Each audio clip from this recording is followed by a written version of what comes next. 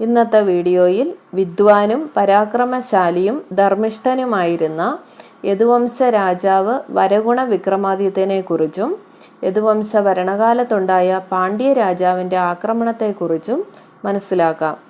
ശ്രീവല്ലഭ രാജാവിൻ്റെ പിൻവാഴ്ചക്കാരനായിരുന്നത് അദ്ദേഹത്തിൻ്റെ പുത്രൻ വരഗുണവർമ്മൻ എന്ന രാജാവാണ്. വലിയ വിദ്വാനും പരാക്രമശാലിയുമായിരുന്ന അദ്ദേഹം വലിയ സൈന്യങ്ങളുമായി ചെന്ന് പാണ്ഡ്യ രാജാവിനോട് യുദ്ധം നടത്തുകയും തൻ്റെ കുലരാജധാനിയും മറ്റും വീണ്ടെടുക്കുകയും ചെയ്തു.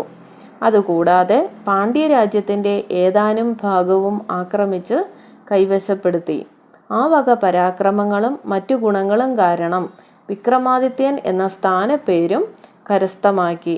രാജ്യഭരണം തുടങ്ങി 5-ാമത്തെ വർഷമായ ക്രിസ്തുവർഷം 883-ാം ആണ്ടോടുകൂടിയാണ് അദ്ദേഹം രാജ്യവിസ്താരം വർദ്ധിപ്പിച്ചത്. വരഗുണ വിക്രമാദിത്യ രാജാവ് ഇത്രയും ശക്തനും പരാക്രമിയുമായിരുന്നെങ്കിലും തൻ്റെ വംശത്തിന് ആപത്ത് കാലത്ത് രക്ഷ നൽകിയ കൊല്ലത്തെ രാജാവിന് മേൽക്കോയ്മ സ്ഥാനം സമ്മതിച്ചുകൊണ്ട് തന്നെയാണ് അദ്ദേഹം ഭരിച്ചത്. കൊല്ലം രാജാവും പ്രബലനായ വരഗുണ വിക്രമാദിത്യനും ആ രാജ്യവിഭാഗം രക്ഷിച്ചു വാഴുന്നത് പാണ്ഡ്യ രാജാവിൻ്റെയും മറ്റും ആക്രമണം ഉണ്ടാകാതിരിക്കുന്നതിന് ഉപകാരമായി കരുതി. രാജ്യത്ത് സമാധാനവും അഭിവൃദ്ധിയും ഉണ്ടാകാൻ അദ്ദേഹം പല ഏർപ്പാടുകളും ചെയ്തിട്ടുണ്ട്.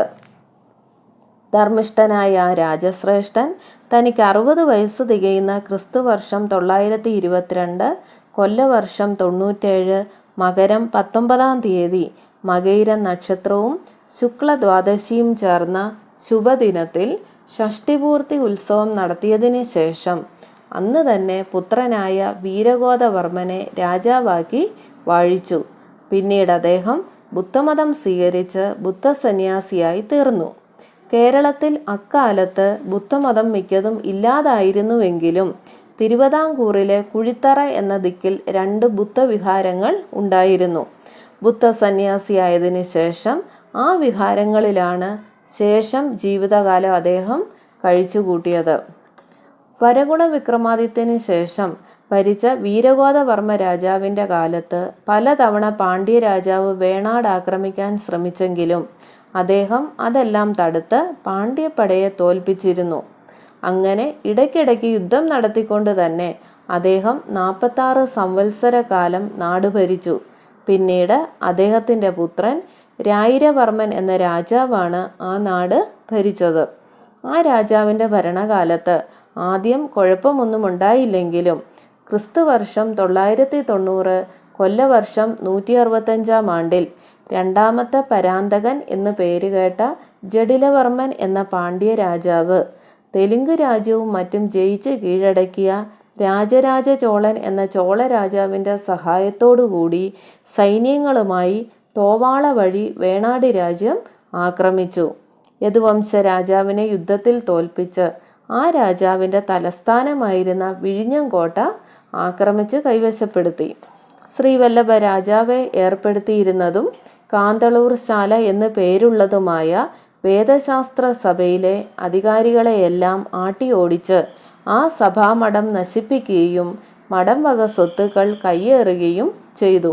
പിന്നെ ആ വഴിക്ക് തന്നെ തിരുവനന്തപുരം മുതലായ പ്രദേശങ്ങളും കൈവശപ്പെടുത്തിക്കൊണ്ട് കൊല്ലം രാജാവിനോട് യുദ്ധത്തിനൊരുങ്ങി.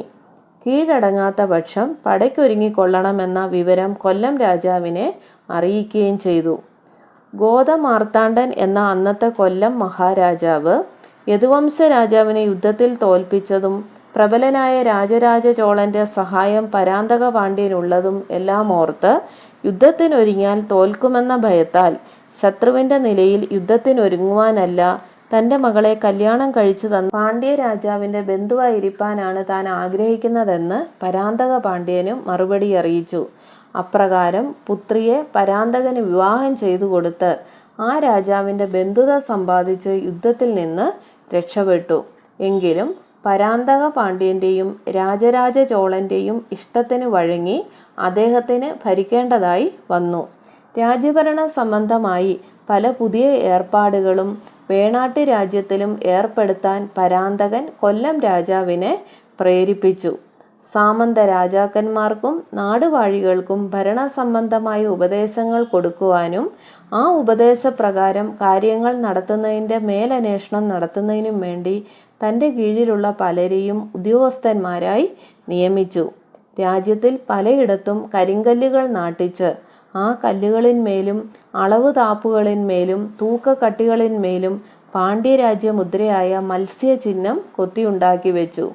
അഴകിയ പാണ്ഡ്യപുരം എന്നും രാജരാജ ചോളനല്ലൂർ എന്നും 2 ഗ്രാമങ്ങൾ ആ രാജാക്കന്മാരുടെ അധികാര സ്മാരകമായി വേണാട്ടിൽ ഏർപ്പെടുത്തുകയും ചെയ്തു. രാജ്യവും രാജധാനിയും സ്വത്തുക്കളും എല്ലാം പോയ രായിരവർമ്മ രാജാവും കുടുംബവും നാട് വിട്ടു കൊല്ലത്ത് നിന്നും കുറെ കൂടി വടക്കോട്ട് പോയി അക്കാലത്തെ കായംകുളം രാജ്യത്തിൻ്റെ വടക്കേ അതിരിനടുത്തുള്ള പമ്പാ നദിയുടെ കരയിലാണ് പിന്നെ വാസമുറപ്പിച്ചത്. കാലക്രമത്തിൽ അവർ അവിടെയും ഒരു നാടുവാഴി സ്ഥാനം സമ്പാദിച്ചു. അതോടുകൂടി ചിറവായി സ്വരൂപം എന്ന സ്ഥാനപ്പേരും അവർക്കുണ്ടായി.